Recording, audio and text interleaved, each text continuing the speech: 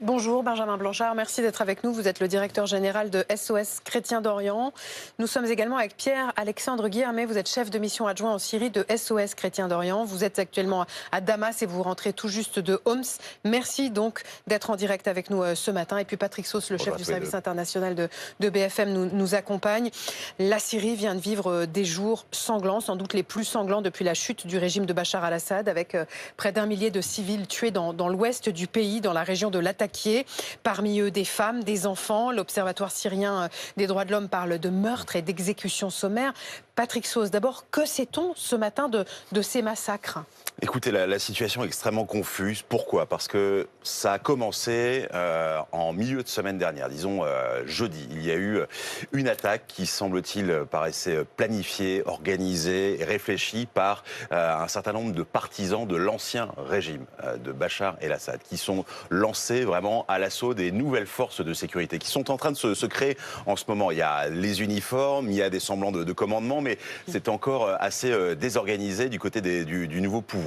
Et donc, au milieu de ces affrontements entre les anciens de Bachar et les nouveaux policiers, les nouvelles forces de l'ordre et forces de sécurité de l'intérieur, il y a des milices qui étaient jusque-là affiliées à ce fameux groupe HTC qui a pris le pouvoir, qui sont sortis du contrôle du nouveau pouvoir et qui ont commencé tout simplement à se venger. Alors, c'est difficile de totalement caricaturer parce qu'il y a une notion de vengeance, il y a une notion confessionnelle aussi, parce que certains groupes sont totalement djihadistes, il faut le dire, et il y a eu des vengeances contre des populations alaouites notamment, parce qu'elles étaient soit de gré, soit surtout de force, considérées comme proches de Bachar el-Assad et du clan al-Assad. Et certains groupes en ont également profité, on va en parler évidemment, pour s'attaquer aux minorités chrétiennes, notamment à l'ouest du pays. Absolument. Au départ, qu'est-ce qui justifie cette attaque de ces groupes ? Alors, quel est l'état? vous parlez des groupes djihadistes, hein, oui. pas de... Oui. Il y a une insécurité qui est totalement folle dans une bonne partie du pays. Plus, on l'a déjà vu, sans le côté confessionnel, moi je l'ai vécu notamment en Libye, une part de vengeance absolument phénoménale. Dans des pays où vous avez connu la dictature, où vous avez connu l'injustice, eh bien, il y a certains groupes qui ont confondu totalement leur confession, mais aussi l'esprit de vengeance. Il y a une ville qui s'appelle Banias, qui a été l'objet d'un immense massacre en 2013, par le régime de Bachar al-Assad, et c'est justement là qu'ont eu lieu des massacres.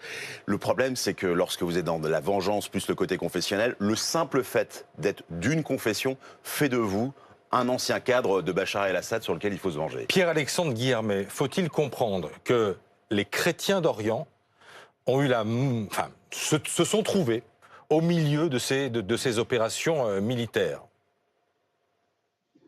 Oui, tout à fait. D'ailleurs, ce n'est pas une nouveauté, c'est assez fréquent que dans la région, les chrétiens soient la cible des attaques de part et d'autre dès qu'il y a un mouvement social ou alors une crise sécuritaire comme aujourd'hui. Ils ont été visés délibérément ? Je dirais qu'ils ont été ciblés en même temps que leurs voisins alaouites, et leur tort était de vivre dans une région à majorité alaouite, que ce soit à Banias, Tartous, Jablé ou Latakia. Est-ce qu'on a une évaluation du nombre de chrétiens touchés et peut-être tués ? Pour l'instant, les chiffres ne sont pas clairs. Il est difficile de faire le tri dans les images, les informations que l'on reçoit. Ce qui est sûr, c'est qu'on peut les compter par dizaines et on attendra des rapports de terrain pour avoir des chiffres plus précis. En fait, le problème pour l'instant, c'est la capacité d'accès à la région qui n'est pas garantie pour des raisons évidentes de sécurité. Quand vous dites des dizaines, c'est des dizaines de morts. Dizaines de morts, oui. Hommes, femmes, enfants ? Oui, alors, autant on l'a constaté surtout chez les Alaouites, pour l'instant, qui représentent la majorité des victimes, mais les massacres ont semblé, à la fin, cibler indistinctement des hommes et des femmes, des enfants, des bébés ou des personnes âgées. Mais que racontent les chrétiens que vous avez pu joindre sur la façon dont se sont déroulées ces attaques ?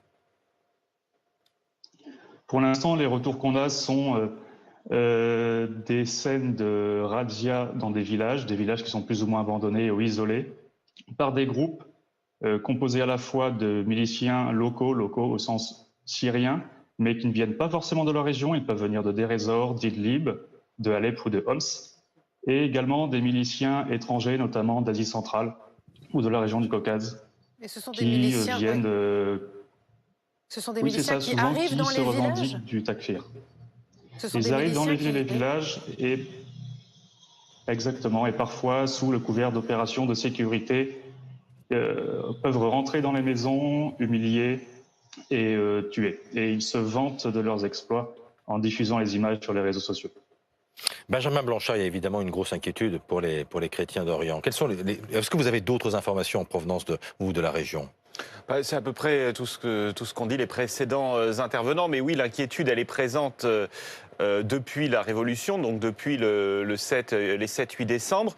Elle était couplée avec un certain espoir que les choses s'améliorent avec le nouveau régime, avec la C'était fin ce qu'il avait annoncé, le nouveau régime. de l'ancien régime. Mais il y avait toujours une sorte de crainte, parce qu'avec le pédigré des nouveaux maîtres de Damas, mais là, le problème, c'est qu'on a l'impression que, d'une part, les nouveaux dirigeants ont un peu joué aux pompiers pyromanes, parce que quand il y a eu cette insurrection, pour la mater, ils ont dû faire appel à une sorte de mobilisation générale vendredi dernier dans les mosquées, parce que visiblement ils n'avaient pas assez de troupes sous la main. Et en fait, ça a un peu libéré toutes les passions. Et maintenant, on voit qu'ils n'arrivent plus, ou ils ont du mal à reprendre le contrôle. Et en fait, ce qui provoque le plus d'inquiétude, c'est de se dire qu'ils n'ont pas le contrôle d'une bonne partie du territoire. Et donc la situation est extrêmement instable, oui.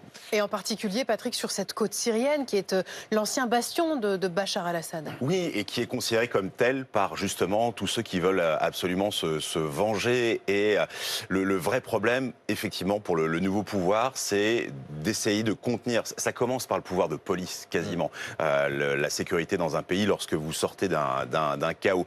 Il y a la volonté d'une justice transitionnelle. Je cherchais, merci beaucoup le mot. C'est-à-dire qu'on ne cherche pas à se venger. Le fait est que s'il n'y a pas de juge, s'il n'y a pas de policier, ça devient extrêmement compliqué. Je suis tout de même assez marqué par les réactions politiques, notamment venues des États-Unis. Marco Rubio, le secrétaire d'État, qui a réagi la nuit dernière. C'est la première fois en fait que les États-Unis reconnaissent quasiment le nouveau pouvoir.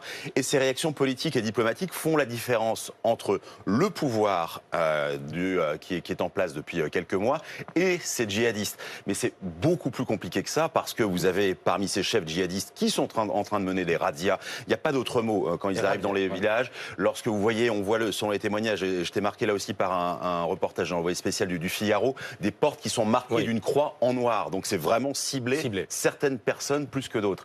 Benjamin, ils sont nombreux, les chrétiens d'Orient, là, dans cette zone? Oui, ils sont assez nombreux. Combien? Vous savez les évaluer? Non, c'est compliqué parce qu'il y a eu beaucoup de déplacements de population pendant la guerre.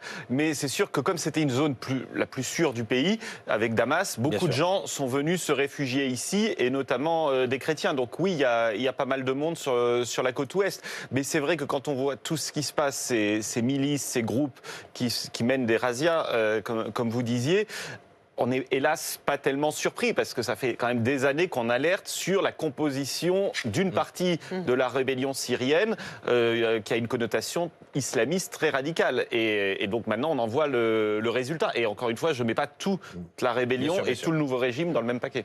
Merci en tout cas d'avoir été avec nous ce matin pour nous